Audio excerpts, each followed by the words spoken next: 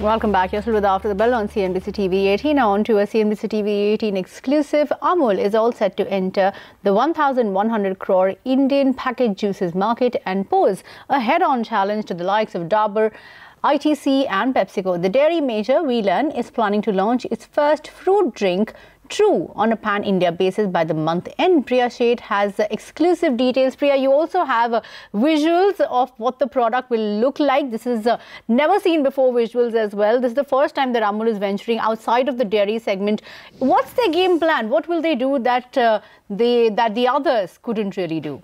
Well, absolutely. Amul is all set to make a massive foray into the packaged fruit juice segment. Now, do remember that Amul till now has always been manufacturing dairy-based beverages, which are the likes of Amul Cool, flavored milk, as well as other smoothies, etc. But of course, this is the first time that Amul has really foraying into the fruit juice segment. So essentially, the company is all set to launch a fruit drink called True, which is what we learn from sources. This is likely to be launched on a pan-India basis. Now, this fruit drink will be available in 4 variants. Is what we pick up, including orange, mango, lychee, as well as apple. Now, what's interesting is that Amul is pitching this drink as a fruit nutrition drink, and we understand that about 10% of the beverage could contain milk solids, essentially keeping up with Amul's dairy presence. Of course, the drink is also priced at par with several of their rivals, which is a 10 rupee price point, which is aggressively priced and will be manufactured at their Gandhinagar as well as Godhra facilities, is what we understand. Now, in the first phase, Amul will be launching PET bottles,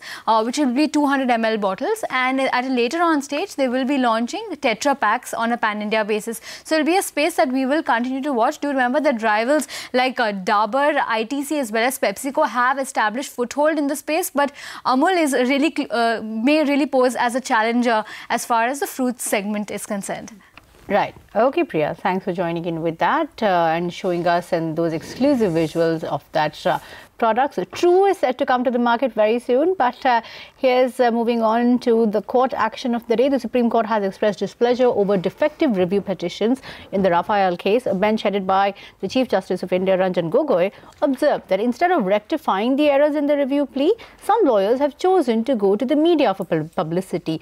Ashmit Kumar is here with more on this. Ashmit, what were the CJI's observations over here?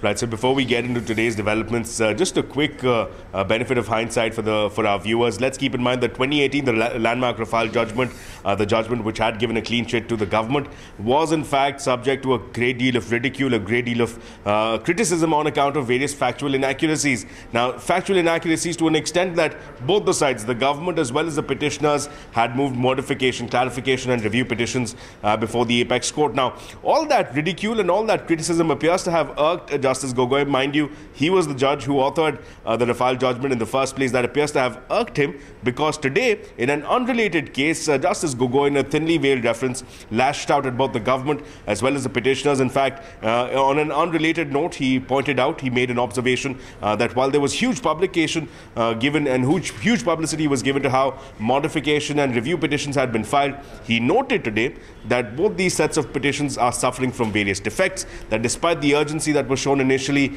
no effort has gone into curing those defects for those petitions to be listed and heard by the apex court, that they've been lying dormant for about a month. And then he went on to also say, and I quote him here, that even the other side is not innocent. So again, a very thinly veiled reference that coming in from Justice Gogoi. Let's keep in mind that the government's modification petition as well as the review petition that had been filed by Bhushan and Company are still currently pending before the apex court for consideration. That's for a later date. For today, inspired by the ridicule and criticism, Justice Gogoi mounting a defense of the apex court. Back to you.